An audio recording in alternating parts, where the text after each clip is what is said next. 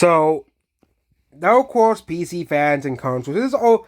I understand why we have to fight over our differences. Okay, PC gamers and console gamers are sometimes they overlap, or sometimes, and usually they're two separate groups of people.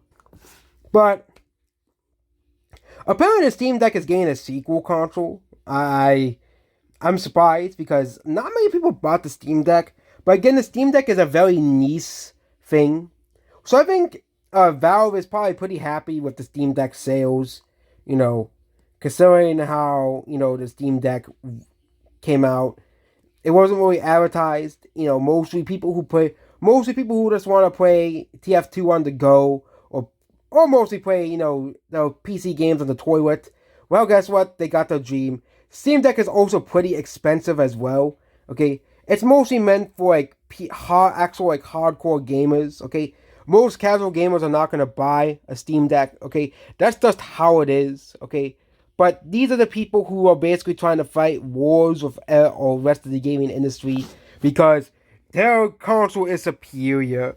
The next Steam Deck will be powerful to emulate. Really? So you're not gonna buy the Steam Deck too, okay, to play your games with. Again, most of the games on the PS4 can be played on Steam. I don't know why you have to pirate games and play games for free. I really don't understand this.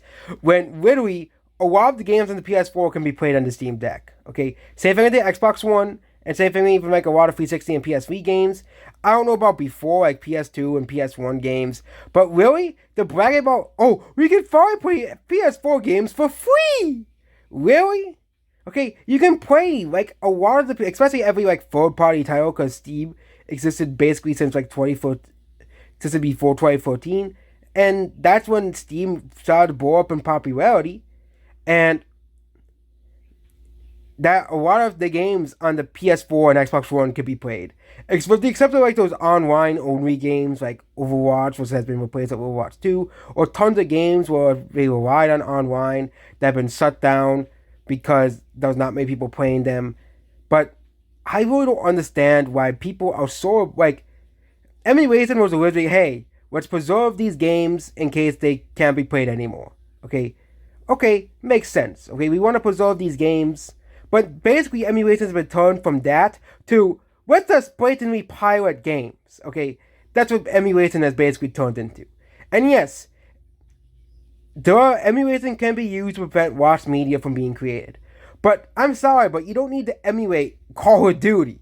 Okay, Call of Duty is not going away. Maybe the multiplayer mode, like some of the older Call of Duty games, may go away. But you don't need to emulate freaking Call of Duty. Okay, Call of Duty is not going anywhere. People buy those games, okay?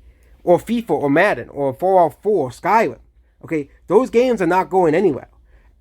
But again, there are tons of games that are outpulled from Steam, and let's not remember. And also, there's also a possibility that there's gonna be an inevitable day where the PS4 store is shut down, okay? But at this moment, a lot of these games are also playable on Steam. Okay, the only way emulation, I would support emulation, is to preserve games. So, for example, any game that it cannot currently buy, you will still have a way. Yes, it is technically illegal, but there is no other way to play the game. Okay, that's the only reason I could see emulation being good. Okay, or a game is super rare, and emulation gives people an easy way to access a game, such as Earthbound. Okay, for example, there are very few legal ways to play Earthbound. You can play it for the Nintendo Switch online, or if you want to play it like the original Super Nintendo version, you can play it on the Wii U. Oh wait, the Wii U store is shut down. Or the other way to play Earthbound is through emulation, or buying the Super Nintendo, or buying the Earthbound reproduction cart. Of course, most people who are going to want to play Earthbound, or especially Mother Free, where that game's only locked to the Game Boy Advance. Okay, but again, the problem I have with emulation is that people are not using emulation to preserve games anymore. They're using it to pirate games, and over the past year, it has been obvious that's the reason why. Okay, they want to play games for free. Okay, the biggest victim has been the Nintendo Switch. Well, that's why Nintendo has been going after emulation so much. It's because these people, instead of actually buying and supporting Nintendo, buying games and Nintendo supporting Nintendo, they would rather brag and play games for free.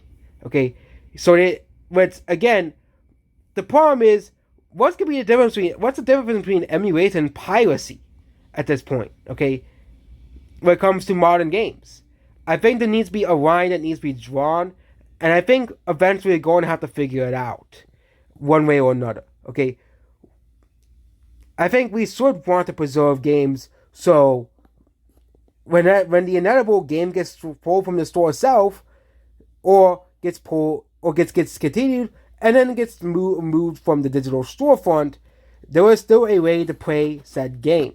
Okay, but using emulation to as piracy is gonna kill emulation. That is just the sad fact of it all.